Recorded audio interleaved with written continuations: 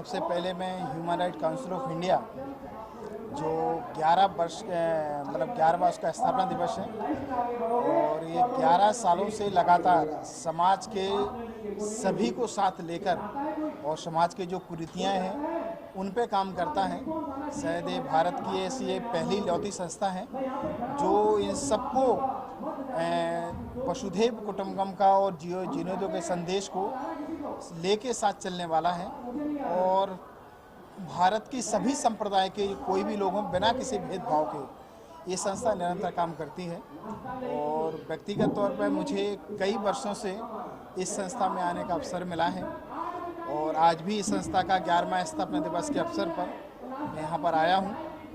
और जो हमारे हाजी भाई हैं इसके संस्थापक हैं और हमारे राजेंद्र बालिया जी जो आप देख रहे हैं हमारे साथ बैठे हुए हैं, ये निरंतर समाज में किस तरह से एक सौहार्द लाया जाए, समाज में किस तरह से जो एक जातिवाद है, पंथवाद है, इसको कैसे हम जो मनमुटाव एक दूसरे पे पनप रहा है इसको कैसे दूर किया जाए और कैसे समाज में जो कुरीतियाँ इनको ख़त्म किया जाए, ये कई वर्षों से इस पर निरंतर कार्य कर रही है। मुझे खुशी ये जानकर बहुत है और मैं शुभकामनाएं देता हूँ इससे जुड़े सभी कार्यकर्ताओं को कि वो निरंतर इसमें अपना पूरा सहयोग दें और ह्यूमन राइट काउंसिल के जो सिद्धांत हैं, जो रूल्स हैं, उनको आगे बढ़ाएं और सभी में प्रेम और एकता का संदेश से घुल मिलकर इसको आगे निरंतर बढ़ाते रहें। आज 11वां फाउंडेशन दिवस है और इस मौके पर ग्लोबल पीस समिट का आयोजन किया गया था। कितनी आवश्यकता है आपको लगता है कि इस तरह के कार्यक्रम करने की? आज ग्लोबल पीस समिट की आज देश में नहीं बल्कि पूरी दुनिया में ज़रूरत है। जिस तरह से आप देख रहे हैं कि भारत हमेशा से एक लौता देश है दुनिया में जो भाईचारे की, वर्ल्ड पीस की और वसुधैव कुटुंबकम का बात करती है, जीनोदो की बात करती है। आज ग्लोबल पीस समिट की ज़रूरत मैं समझता हूँ कि आज उन देशों को ज़्यादा ज़रूरत है। आप देख रहे हैं कि जैसे यूक्रेन रशिया का युद्ध हो रहा है, आज देश में तमाम हिंसा की कगार पर खड़ा है और हिंसा इतनी प्रचुर मात्रा में है कि एक दूसरों की मानवीयता की हत्या हो रही है। आज इसकी ज़रूरत पूरे देश में इसीलिए ज़रूरत है और ऐसे कार्यक्रम जिसमें एक वर्ल्ड पीस के लिए मैसेज जाता है और उस पर लोग प्रेरित होकर उस पर काम करते हैं, वो अपने जीवन में आत्मसात करने का प्रयास करते हैं। और ये ज़रूरत मैं समझता हूँ कि सिर्फ भारत की नहीं बल्कि पूरी दुनिया की ज़रूरत है। इस पर काम करना चाहिए और जो लोगों में एक बदलाव ला सकता है। Human rights council of India के जो फाउंडर प्रेसिडेंट हैं हाजी शेख जी, उनके लिए और बालिया जी के लिए क्या कहना चाहिए? हमारे ह्यूमन राइट काउंसिल के जो प्रेसिडेंट हमारे हाजी शेख जी और हमारे उसके सह संस्थापक हैं राजेंद्र बालिया साहब। राजेंद्र बालिया साहब एक देश के अपनी सेवाएं दे चुके हैं, आर्मी में ऑफिसर रहे हैं बड़े और सेवाएं दे चुके हैं। अब सेवाएं वो एक सैनिक हैं, पूर्व सैनिक हैं और सैनिक का एक कर्तव्य होता है कि उन्होंने पूरा अपना जीवन उस देश की सीमा की रक्षा करते हुए अपना उन्होंने दिया है और उससे निर्वृत्त होके अब देश में समाज के लिए जो एकता और सही मायनों में जो सेवा दे रहे हैं बहुत ही उम्दा बात है। और मैं विगत कई वर्षों से जानता हूँ, मैं कई वर्षों से संपर्क में हूँ और बहुत ही जेन्युइन, मतलब इनको कोई भीड़ भाड़ से या कोई राजनीति करने से वो नहीं है, अपना काम करना है, सामाजिक काम कैसे करना है ये बहुत खूबी से निभा रहे हैं और बहुत अच्छा लगता है जिस तरह से हमारे राजेंद्र बालिया जी और हाजी शेख काम करते हैं, बहुत उम्दा है और इस तरह से कार्य होते रहे। मैं दोनों को, हमारे आदरणीय राजेंद्र बालिया साहब को और हाजी भाई को मैं शुभकामनाएं देता हूं कि आप इसी तरह से ये जो कार्य कर रहे हैं, जो मानवता की जो मिसाल कायम कर रहे हैं वो निरंतर करते रहें। यही कार्य जो एक दिन आपको और संस्था को भारत और दुनिया से जोड़ने का काम करेगा। राजेंद्र जी, आप जानना चाहेंगे, क्या कहना चाहेंगे 11 साल का ये जो सफ़र रहा है, अगर पीछे मुड़कर देखते हैं तो क्या कुछ याद है आपको किस तरह का सफ़र रहा है ये, उसके बारे में? और आज जो गुरुजी यहाँ पर आए हुए हैं उनके लिए क्या कहना चाहेंगे? देखिए, नमस्कार पहले तो सभी पत्रकार भाइयों को।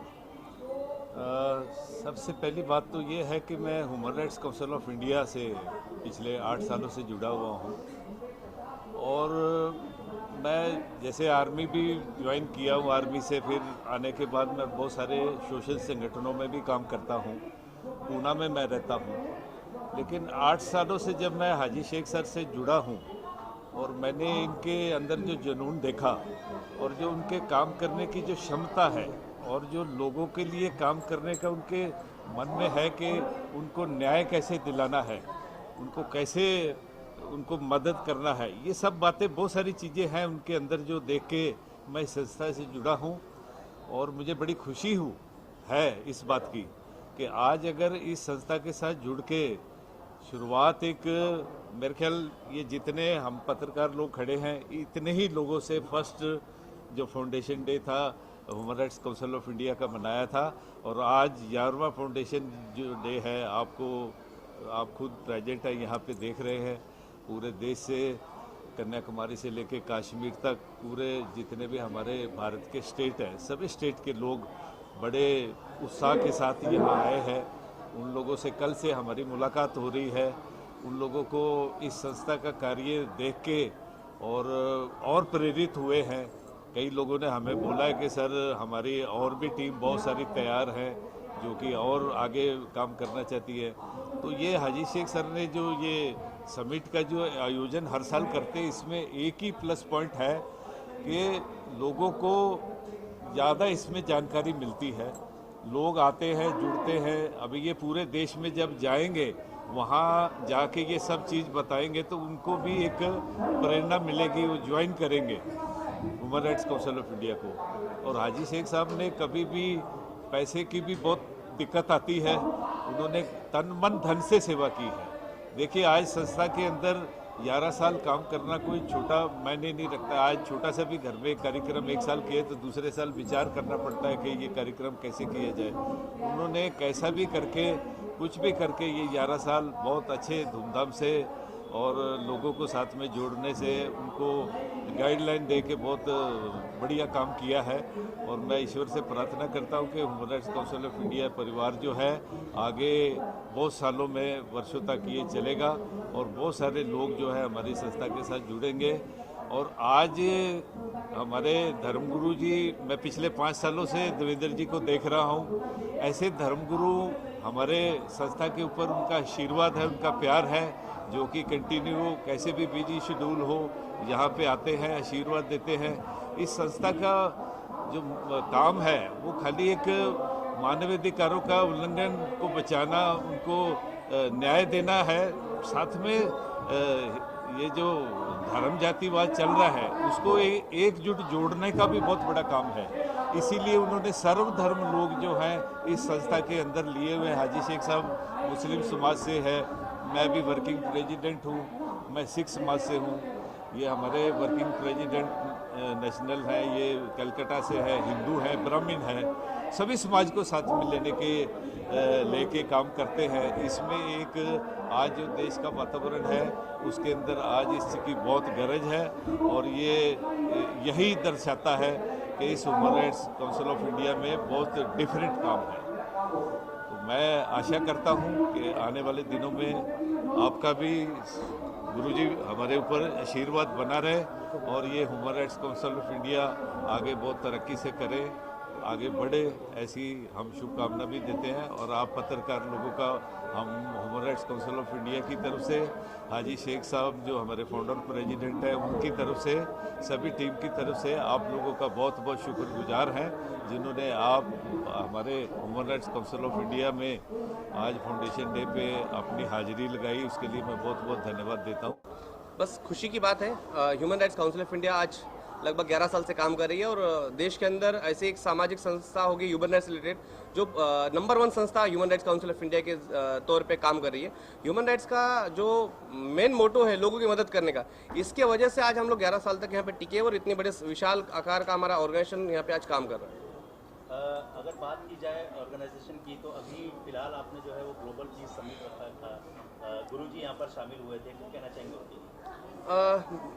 गुरुजी जो है वो उनका आशीर्वाद हमको प्राप्त होता है हमेशा।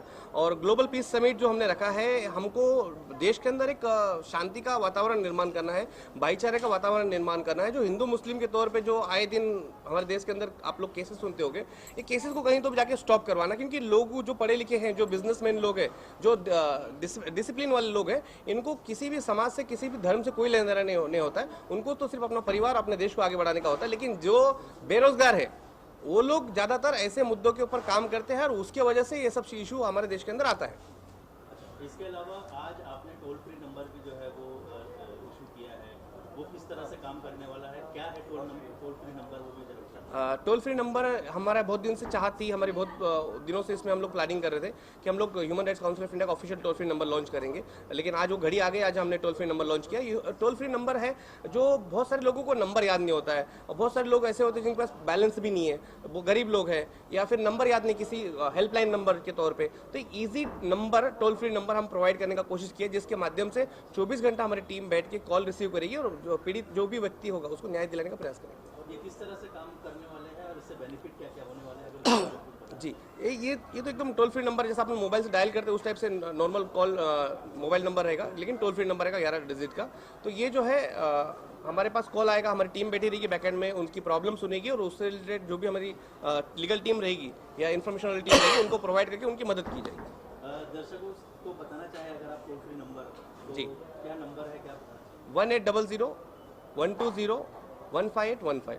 आपने बताया कि ये निःशुल्क रहने वाला है? बिल्कुल निःशुल्क है। तो इसी प्रकार का कोई चार्जेस, कोई भी चार्जेस नहीं, ये कस्टमर को या किसी मेंबर को देना नहीं है, उसका जो चार्जेस जो भी रहेगा human rights council of India खुद पेड करेगी। ठीक है। इसके अलावा आज ये जो फाउंडेशन दिवस आप मना रहे हैं, इसमें कहाँ से लोग आए हुए हैं, उनके बारे में क्या कहेंगे? बहुत खुशी की बात है। मैं अपने आप को गर्व महसूस करता हूँ कि भगवान ने, अल्लाह ने, ईश्वर ने मुझे इतने महान लोग दिए जो देश के हर कोने कोने से, मैं कहूँगा कि भाई ऐसा कोई स्टेट नहीं होगा जो जहाँ से लोग नहीं है, चाहे जम्मू कश्मीर से हो, आसाम से हो, बिहार से हो, झारखंड से हो, छत्तीसगढ़ से हो, केरला, तमिलनाडु, आंध्रा, लगभग राजस्थान या मध्य प्रदेश, हर जगह से लोग इस कार्यक्रम में मौजूद हुए।